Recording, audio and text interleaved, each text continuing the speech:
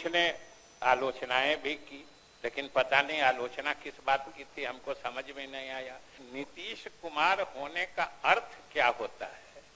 नीतीश कुमार का अर्थ विकास कैसे होता है? नीतीश कुमार का अर्थ तरक्की कैसे होती है? नीतीश कुमार का अर्थ बदलाव कैसे होता है, परिवर्तन कैसे होता है?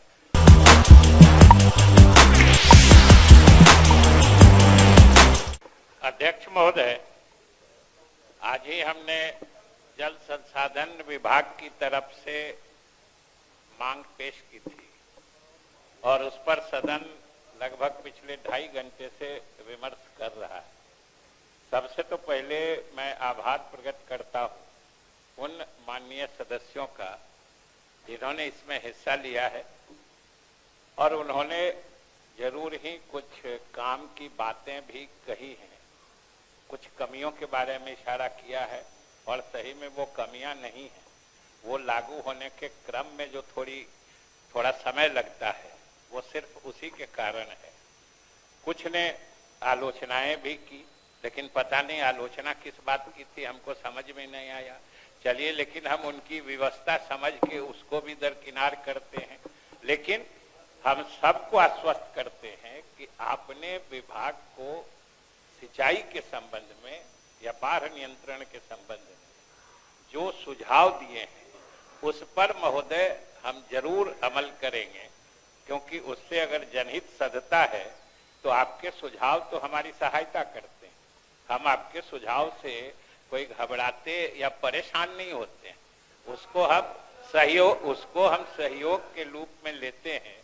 और क्यों क्या बोल रहे हैं वो भी बताएंगे। आप अभी तो हम शुरू किए हैं, अभी से हड़बड़ाने लगे। आज बाहर जाने में हड़बड़ाइएगा नहीं महोदय। हम अपनी बात विभाग के बारे में कुछ कहेंगे। हम आपको आश्वस्त कर दिए हैं, जिन्होंने जो बातें भी कही है मेरे पास सब दर्ज है। मैं सभी लोगों के बातों का उत्तर एक एक करके दूंगा। इसीलिए मैंने अनुरोध किया है कि हड़बड़ा के केवल वन अपमैनशिप जो कहते हैं, एक से आगे निकलने की स्पर्धा, कहीं सबसे आगे महबूब जी हड़बड़ा जाते हैं कि कहीं राजद के लोग आगे न बढ़ जाएं निकलने में, तो वो आगे चले जाते हैं। तो आगे हड़बड़ाइएगा नहीं, हम सिर्फ ये कहते हैं, हम सबकी बात कहेंगे महोदय। लेकिन हम किसी की बात शुरू करने से पहले आप भी महोदय सुन रहे थे, मीना कामत जी ने, सदस्य जो हैं हमारे दल की, उन्होंने एक कविता पढ़ी थी, सबने सुनी होगी।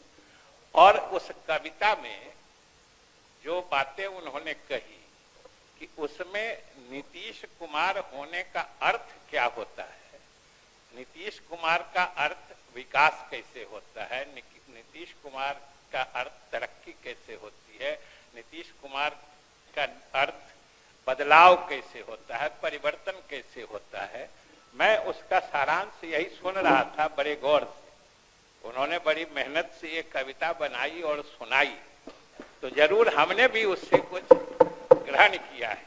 और जब वो कविता पढ़ रही थी तो मुझे लग रहा था कि कितने सही बात का वो चित्रण कर रही है, क्योंकि नीतीश कुमार जैसा अगर गतिशील और गतिमान नेतृत्व हो तो विभाग के अधिदेश यानी मैंडेट में कैसे परिवर्तन आता है, इसका सबसे बड़ा ज्वलंत उदाहरण हमारा जल संसाधन विभाग है महोदय।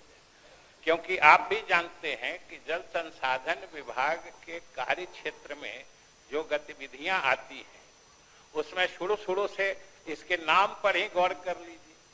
शुरू में इस विभाग का नाम था नदी घाटी योजना विभाग, मतलब सिर्फ नदियों पर, जिस समय में जो बराज की चर्चा कर रहे थे कि बराज बनाए गए थे, फिर उसे नहर निकाल के सिंचाई किया गया था, उस समय सिर्फ सतही जल को हार्नेस, मैंने उसको बांध के नहरों तक पहुंचाने का काम इस विभाग का था।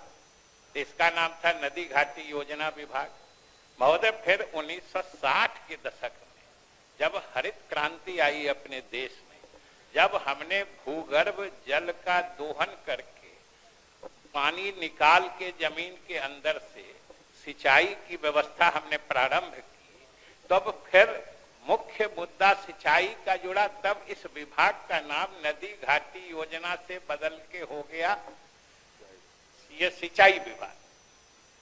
और जब सिंचाई विभाग हुआ और जल की उपलब्धता धीरे धीरे घटते जा रही थी, जब जल के प्रति संवेदनशीलता जगाने का अवसर आया, तब इसका नाम हो गया महोदय जल संसाधन विभाग। इस नाम का ही बदलते अर्थ होता है कि जल एक संसाधन है और संसाधन वही होता है जिससे मनुष्य के इच्छाओं और आवश्यकताओं की पूर्ति होती है।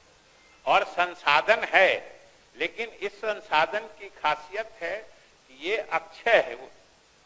ये संसाधन अक्षय है, मतलब ये विभिन्न रूपों में परिवर्तित होता है, लेकिन सभी रूपों में मिलाकर इसकी मात्रा स्थिर रहती है।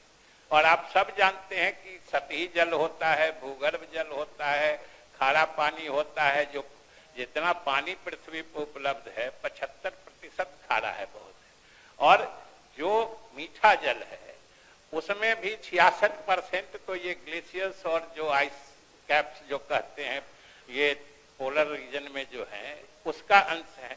तो इतने पानी हमारे लिए बचता है।